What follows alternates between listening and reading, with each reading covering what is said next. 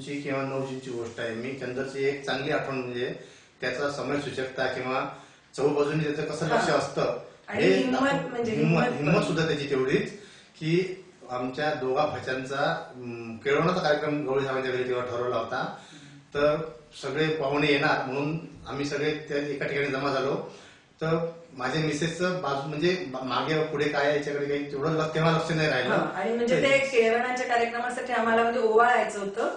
तिथे दिवे लावलेले होते आणि माझ्या हातात पण दिवा होता आणि मी तिथे उभी राहिली, पण त्या दिव्याच्याकडे माझं लक्ष नव्हतं. तर माझ्या साडीचा पदर त्या दिव्यावर पडला आणि ती सिल्कची साडी असल्यामुळे लगेच म्हणजे पेट घेतला तिने.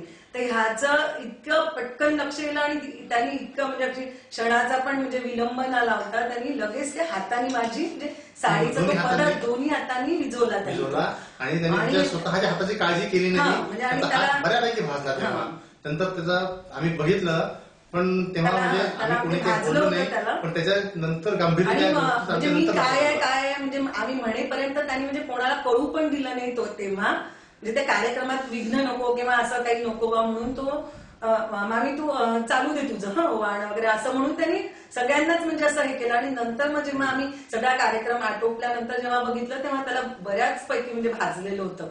म्हणजे किती कौतुकास्पद आहे की एवढं हे करणं किंवा त्याला त्रास झाला जे त्या भाजलता म्हणजे दुखलं असेल, पण त्यांनी ते अजिबात त्या प्रसंगी म्हणजे नाही प्रसंगावधान हिंमत सगळंच म्हणजे जे काय गुण आहेत सर्व म्हणजे जे चांगले गुण ते सर्व त्याच्यात अगदी भरपूर भरलेले आहेत.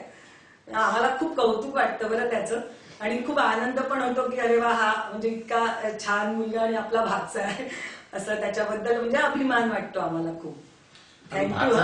भाचा कमी आणि मित्र जास्त आहे तो. म्हणजे सगळंच असं म्हणजे त्याच्याशी आपण असं थोडंफार शेअर पण करू शकतो मनातलं म्हणा किंवा अजून जे आपल्याला म्हणजे बयानी जरी लहान असेल तरी पण म्हणजे आपण म्हणजे मॅच्युअर असल्यामुळे तो आपण असं त्याच्याशी बोलू शकतो कुठल्या पण विषयावर असं.